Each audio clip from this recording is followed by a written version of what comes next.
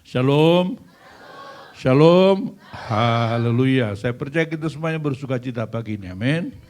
Amin. Amin. Kok tidak amin sebelah sini? Gitu dong. Baik Bapak Ibu sekalian, ini adalah pembukaan dari Rakerwil, Rapat Kerja Wilayah Badan Musyawarah Antar Gereja Nasional di DKI Jakarta yang untuk kesekian kali kita lakukan. Sebelum saya akan menyampaikan firman Tuhan, maka tentu Bapak Ibu sekalian bertanya-tanya apa sih Bamaknas itu?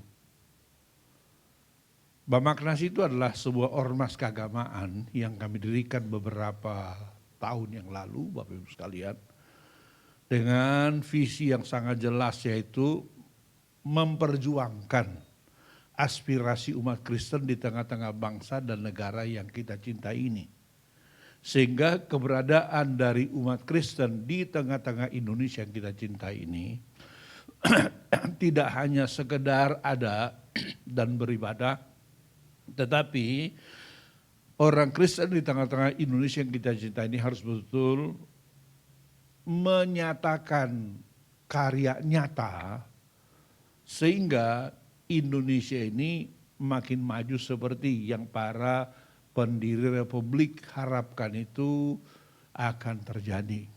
Itu sebabnya sejak awal pendirian bangsa ini, orang Kristen sudah berkarya, bahkan sudah bekerja bersama-sama, bahkan sudah berperang bersama-sama melawan Belanda, mendirikan negara ini bersama-sama dengan warga bangsa lainnya.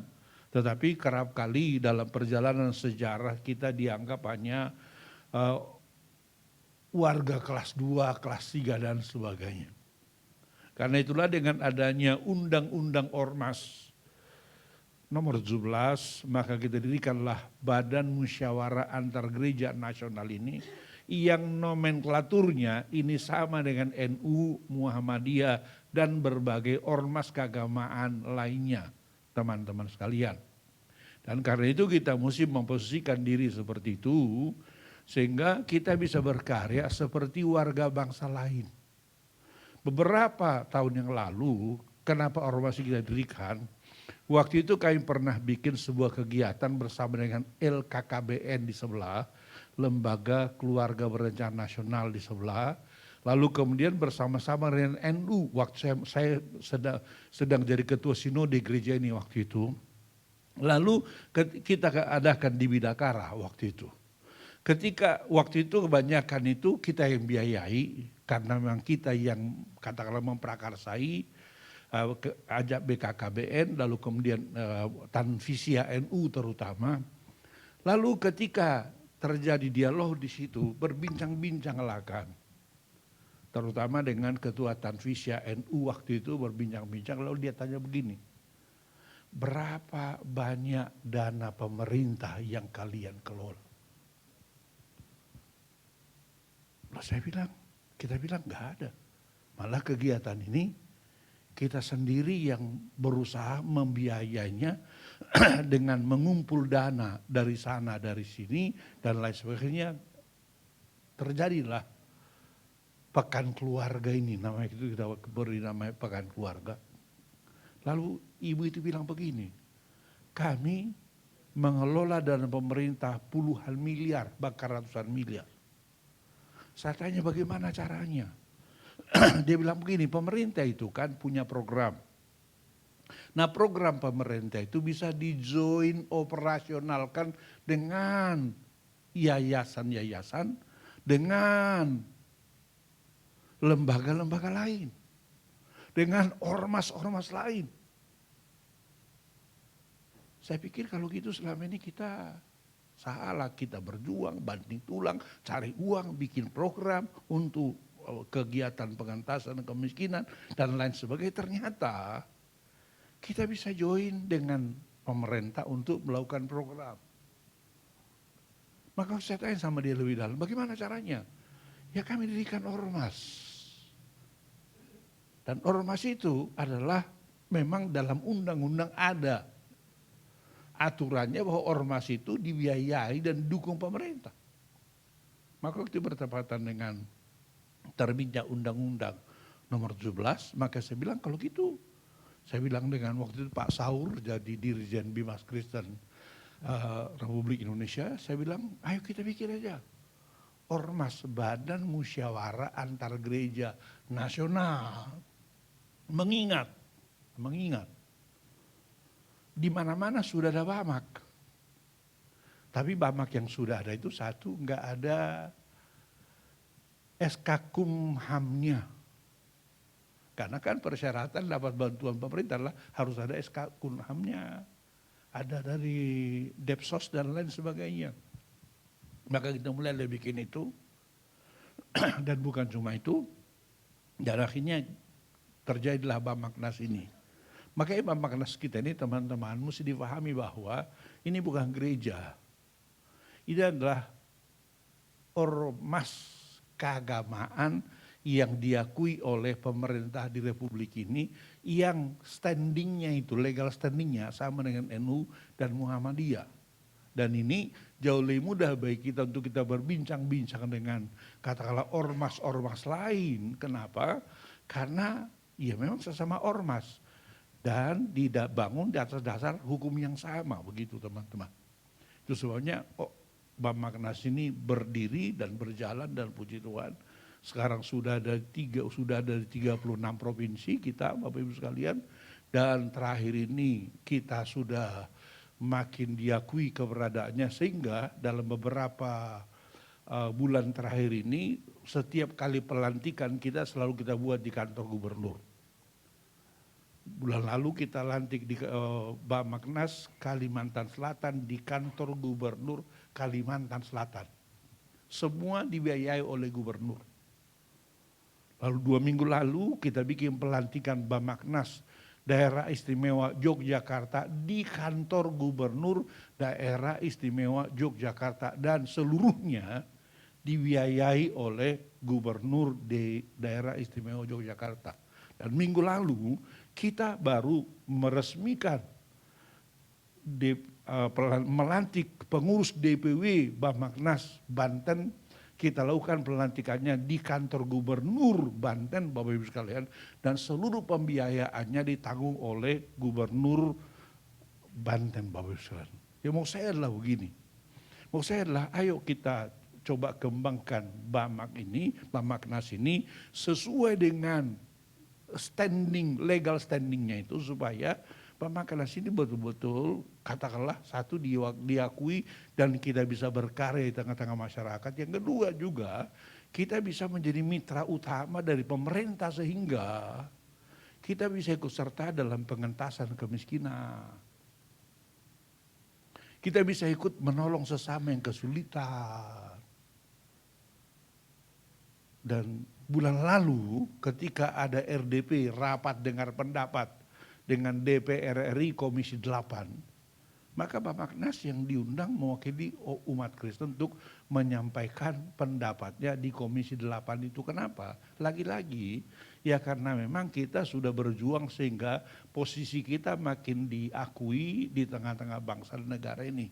Nah harapan saya tentu Bapak Ibu sekalian, dengan kita melaksanakan Rakerwil kepada kesempatan ini, maka kita buat langkah-langkah yang strategis sehingga keberadaan Bamaknas ini betul-betul jadi berkat bagi bangsa dan negara Indonesia yang kita cintai ini. Amin. Amin. Saya ingat dulu ketika kami mendirikan Tagana Raja Wali. Itu miliknya GBI waktu saya jadi ketua sinode. Tagana Raja Wali itu mendapat penghargaan dari Kementerian Sosial. Kenapa? Ya karena kita yang pertama kali terjun ke lapangan ketika ada bencana, ada kebakaran dan lain sebagainya. Sehingga terekam kita di media sosial bahwa kita punya kegiatan-kegiatan sosial. Makanya harapan saya kita begitu. Kita coba kerjakan sesuatu, lalu kita sampaikan dalam media sosial sehingga kegiatan kita dilihat oleh orang lain. Oh, Bamaknas ini ternyata tidak hanya wadah kumpul-kumpul kebaktian dan lain sebagainya, enggak. Bamaknas ini ternyata adalah ormas kemasyarakatan yang berkarya di tengah-tengah masyarakat. Sehingga nanti ormas-ormas lain pun akan bekerja bersama-sama dengan kita. Sehingga sekali lagi kehadiran Bamaknas betul-betul menjadi berkat bagi bangsa dan negara ini. Dan khususnya bagi Jakarta yang sangat kompleks ini. Karena itu rekan-rekan, saya akan sampaikan firman Tuhan setelah kita mengenal apa itu Bamaknas. Maka saya akan sampaikan kepada kita firman Tuhan karena ini memang judulnya adalah khotbah pembukaan, ya kan. Untuk itu saya akan ajak kita buka Alkitab. Saya akan baca Alkitab dari Efesus pasal 4 ayatnya yang ke-11 sampai dengan ayatnya yang ke-15. Mari Bapak Ibu sekalian buka Alkitabnya. Kita akan baca firman Tuhan bersama-sama dengan suara yang kedengaran. Efesus pasal 4 ayatnya yang ke-11 sampai dengan ayatnya yang ke-15. Mari kita baca bersama-sama. Yang tidak bawa Alkitab boleh lihat di screen yang ada di depan. Kita baca bersama-sama dengan suara yang kedengaran. 2, 3. Dan ialah yang memberikan baik rasul-rasul maupun nabi-nabi, baik pemberita-pemberita Injil maupun gembala-gembala dan pengajar-pengajar untuk memperlengkapi orang-orang kudus bagi pekerjaan pelayanan dan pembangunan tubuh Kristus. Sampai kita semua mencapai kesatuan iman, pengetahuan yang benar tentang anak Allah, kedewasaan penuh dan tingkat pertumbuhan yang sesuai dengan kepenuhan Kristus. Sehingga kita bukan lagi anak-anak yang diombang-ambingkan oleh rupa-rupa angin pengajaran dan permainan palsu manusia dalam kelicikannya yang menyesatkan, tetapi dengan teguh berpegang kepada kebenaran di dalam kasih, kita bertumbuh di dalam segala hal ke arah Dia, Kristus yang adalah kepala. Nah, Bapak Ibu sekalian dan teman-teman, ayat ini mengatakan bahwa dan ialah yang memberikan. Baik rasul-rasul maupun nabi-nabi, baik pemberita-pemberita Injil maupun gembala-gembala, pengajar-pengajar dan sebagainya. Yang ingin saya katakan kepada kita adalah apapun kemampuan, talenta, potensi yang Tuhan berikan kepada setiap kita, kita mesti sadar bahwa Dialah yang memberikan itu. Amin.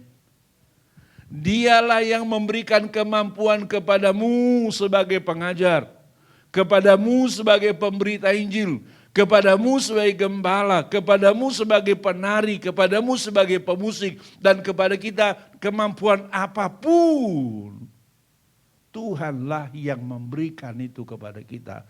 Dan Tuhan mau itu kita lakukan semuanya. Dikatakan di sana ayat 12, untuk memperlengkapi orang-orang kudus bagi pekerjaan pelayanan, bagi pembangunan tubuh Kristus. Jadi seluruh kemampuan Tuhan berikan kepada saudara, seluruh kemampuan Tuhan berikan kepada saya, seluruh kemampuan Tuhan berikan kepada kita. Dikatakan di sana untuk apa? Oh, selamat datang Pak Dek. Wah, ini ikut dengan khotbah ini. Masih khotbah. Dikatakan untuk apa? Untuk pembangunan tubuh Kristus disebutkan. Sampai kita semua telah mencapai kesatuan iman dan pengetahuan yang benar tentang anak Allah, kedewasaan penuh dan tingkat pertumbuhan yang sesuai dengan kepenuhan Kristus. Sehingga kita bukan lagi anak-anak yang diombang-ambingkan oleh rupa-rupa angin pengajaran, oleh permainan palsu manusia dalam kelicikannya yang menyesatkan, tetapi dengan teguh berpegang kepada kebenaran di dalam kasih dan bertumbuh di dalam segala hal ke arah Dia, Kristus yang adalah kepala. Jadi jelas sekali Tuhan berikan segala kemampuan itu ada untuk apa? Membangun kita supaya kita dewasa penuh. Kuat, kokoh dalam pemahaman, dalam pengertian, dalam pemikiran, sehingga dikatakan di sana kita tidak mudah diombang-ambingkan, gak mudah dipermainkan oleh orang. Apalagi di era digital sekarang ini, kita akan dengan sangat mudah diombang-ambingkan, dimanipulasi dan lain sebagainya oleh karena berita-berita yang dipelintir dan lain sebagainya. Dalam kondisi seperti itulah saya rindu Bapaknas DKI berperan untuk mendewasakan baik pemikiran kita, pemahaman kita, sehingga kita tidak mudah diombang-ambingkan, kita tidak mudah diprovokasi, kita tidak mudah dibawa kepada hal-hal negatif, tapi kita semua betul-betul berdiri teguh dalam kebenaran, bekerja teguh dalam kebenaran, sehingga kehadiran Bapaknas di DKI Jakarta ini betul-betul akan menjadi berkat bagi masyarakat, bagi bangsa, untuk kemuliaan nama Tuhan. Amin. Jadi saya berdoa biarlah Bapaknas DKI betul-betul mengerjakan hal ini sehingga kehadiran Bapaknas betul-betul menjadi berkat di DKI ini untuk kemuliaan nama Tuhan. Amin. Demikian firman Tuhan.